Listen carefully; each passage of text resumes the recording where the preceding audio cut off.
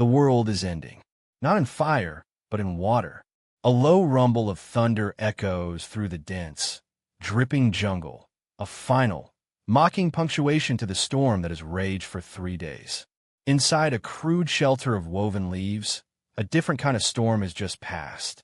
In a small, shallow pit of clay, a single, defiant ember glows, a tiny orange heart beating against the encroaching darkness. A fat, cold raindrop falls from a tear in the leafy roof. It lands with a faint hiss. The orange heart flutters. Another drop, and another. The hunter, Kale, lunges forward, his hands cupped in a desperate, futile gesture to shield the last ember of his tribe's lifeblood. The hiss is final this time. A plume of pale, gray smoke rises, a ghost surrendering to the gloom. The fire is gone. In the shadows, his small family huddles together, their shivering forms barely visible. Kale's face, streaked with rain and desperation, hardens into a mask of resolve. There's no other choice. Without fire, they won't survive the cold. Without fire, the predators circling in the dark will grow bolder. Without fire, they'll starve. The fire is gone. Without it, we die. I have to bring it back. The silence that follows the death of the flame is heavier than any stone, a suffocating blanket of cold and despair. Kale's daughter, a small child of 5 winters, whimpers softly, her breath a tiny white cloud in the frigid air. His mate, Taya, pulls the child closer, her own body trembling, not just from the cold, but from the chilling certainty of their fate. 4 generations, the fire has been the center of their world. Its warmth against the biting chill of the long nights. It's the magic that turns the tough meat of the hunt into a life-giving meal. It's the guardian that keeps the great cats and shadow wolves at bay, their yellow eyes glinting from a respectful distance. Now, that guardian is dead, and the world has become a much larger, much more dangerous place. Kale rises, his movements stiff. He reaches for his tools. His worldly possessions are just a handful of carefully crafted objects. There's a stone-headed axe, its flint bit painstakingly chipped to a sharp edge and bound to a wooden handle with tough animal sinew. There's a spear with a tip of obsidian, a black, glassy fong ready to taste blood. And there's his fire kit, a small leather pouch now holding nothing but useless, damp pieces of wood and pyrite. Useless. He casts it aside. He'll have to fashion new hope from the raw materials of this unforgiving world. Taya meets his gaze, her eyes wide with a fear she tries to hide. No words are exchanged. None are needed. The language of survival is spoken in the clench of a jaw, the set of the shoulders, the weight of a shared glance. He's her only hope. He touches her cheek, a brief, rough caress, and then turns to the entrance of their shelter. He pulls a heavy hide over the opening, plunging his family into near-total darkness, a final, desperate attempt to conserve what little warmth their bodies can produce. Outside, the jungle is a living thing, sighing and dripping around him. The air is thick with the smell of wet earth, of decay, and of the things that hunt in the rain. Every rustle of a leaf, every snap of a twig, is a potential threat. He's a man, but out here, without fire, he's also prey. He hoists his axe to his shoulder, grips his spear, and takes the first step into the green labyrinth. He doesn't know where he's going, only that he can't return empty-handed. He's hunting not for meat, but for a spark. A single, precious spark that holds the power of life and death. The journey for the last fire has begun. The jungle closes around Kale like a fist. Giant trees form a canopy so dense it blots out the sky, creating a perpetual twilight on the forest floor. Thick vines hang in tangled curtains, catching at his shoulders and threatening to trip his every step. The ground is a treacherous carpet of slick mud and decaying leaves, hiding roots that grab at his ankles. Progress is painfully slow, a battle for every foot gained. Survival here demands a constant, draining awareness. His eyes scan the canopy for lurking predators while his ears strain to distinguish the sound of a stalking cat from the whisper of the wind. Hours pass. The gnawing emptiness in his stomach is a constant companion, but he ignores it. Hunger is a weakness he can't afford. His priority is to improve his tools. His spear is good, but a hunter needs more than one weapon. He needs options. His gaze sweeps the forest floor, not for game, but for stone. He follows a small, trickling stream, knowing that riverbeds are often the resting place for rocks carried down from the highlands. He finds what he's looking for, a cluster of flint nodules, gray and unassuming. He selects a large, fist-sized piece and another smaller, harder stone to act as a hammerstone. Crouching on the damp earth with a piece of thick leather over his leg for protection, he begins the ancient work of flint knapping. The process is one of control violence. He strikes the flint core with a hammerstone, a sharp crack echoing in the quiet woods as a large flake shears off. He examines it, turning it over in his hands. It's a delicate balance of force and precision. Too hard, and the stone shatters. Too soft, and the flake is thick and useless. He switches to a softer hammer, a billet made from a deer antler, for more precise work. This lets him remove smaller, thinner flakes, shaping the rough piece into a functional blade. He works with a focus that blocks out the cold and hunger, his world shrinking to the stone in his hands. Flake by flake, a new tool is born. It's a crude knife, but its edge is brutally sharp. He tests it against a thumb-thick vine, and it severs it with a clean, satisfying cut. He now has a knife, an extension of his will, created from the bones of the earth. Armed with his new blade, Cale continues his trek. A flicker of movement in the undergrowth brings him to an instant halt. A large snake, its scales a pattern of mud and shadow, is coiled near a cluster of ferns. Cale stays motionless, his heart a steady drum in his chest. A fight would be a foolish waste of energy and risk a venomous bite. He gives the creature a wide berth, a silent nod to the jungle's many lethal residents. He forages as he walks, his knowledge of the forest bounty keeping him alive. He spots a patch of broadleaf plants and uses his new knife to dig at the roots, unearthing a starchy tuber. He eats it raw. The taste is earthy and unsatisfying, but it's fuel. It will keep him moving. He is a part of this ecosystem, both hunter and hunted, a solitary figure pushing deeper into a world that doesn't care if he lives or dies. But for now, he's still here. He's still fighting, and he's still searching. As the unseen sun begins to set, Cale finds a small clearing, partially protected by a massive rock overhang. It's not a real cave, but it's enough shelter from the incessant drizzle. This is where he'll make his stand.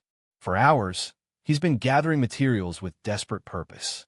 He found a dead branch of a softer wood and sawed it into two sections with a flint flake, a flat fireboard and a straight spindle. He stripped the inner bark from a fibrous vine, twisting the strands into a tough cord for his bow. The bow itself is a flexible branch, strong yet pliable. He has everything he needs. The components of his fire kit lie before him, a collection of sticks and string that represent the pinnacle of his people's technology. This is the bow drill, a technique passed down through generations, a sacred dance of friction and will that coaxes life from lifeless wood. He kneels, his movements practiced. He carves a V-shaped notch into the edge of his fireboard and makes a small depression to seat the spindle.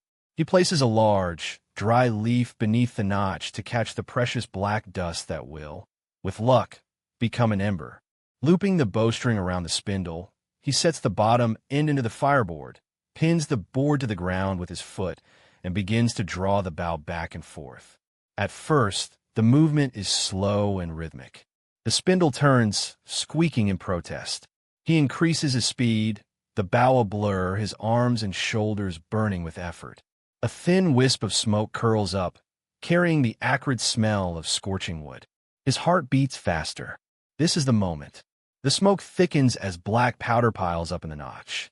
He pushes harder, pouring every ounce of his strength and desperation into the motion. But something's wrong. There's plenty of smoke, plenty of hot, black dust, but there's no glow. The wood, though from a dead branch, has absorbed the deep, pervasive dampness of the jungle. The friction is generating heat, but that heat is being stolen away by evaporating moisture, preventing the wood dust from igniting. He grits his teeth, ignoring the fire in his muscles, and saws with frantic energy. He will force it. He will bend the world to his will. And then disaster. A cruel gust of wind sweeps under the rock overhang, driving a spray of cold rain with it. The rain spatters across his fireboard, his tinder, and his hope. The smoke vanishes, replaced by a pathetic sizzle. He stops, his chest heaving, his body trembling with exhaustion and fury. He stares at the damp, useless pile of wood dust. Failure. Complete and utter failure. A wave of despair, colder than any rain, washes over him. He spent what little energy he had, and he has nothing to show for it. He slumps back against the cold rock, the bow drill falling from his limp hands. The sound of the jungle press in again, but now they sound different. The drip of water is a clock, counting down the moments to his family's demise. The distant howl of a predator is a promise of what is to come. He has failed them. He closes his eyes, the image of his shivering child burned into the back of his mind. In the crushing darkness, for the first time since the flame died, Cale feels the sharp sting of hopelessness. The jungle has won. The night is a long, cold eternity. Cale doesn't sleep. He sits in the oppressive darkness, the weight of his failure a physical thing.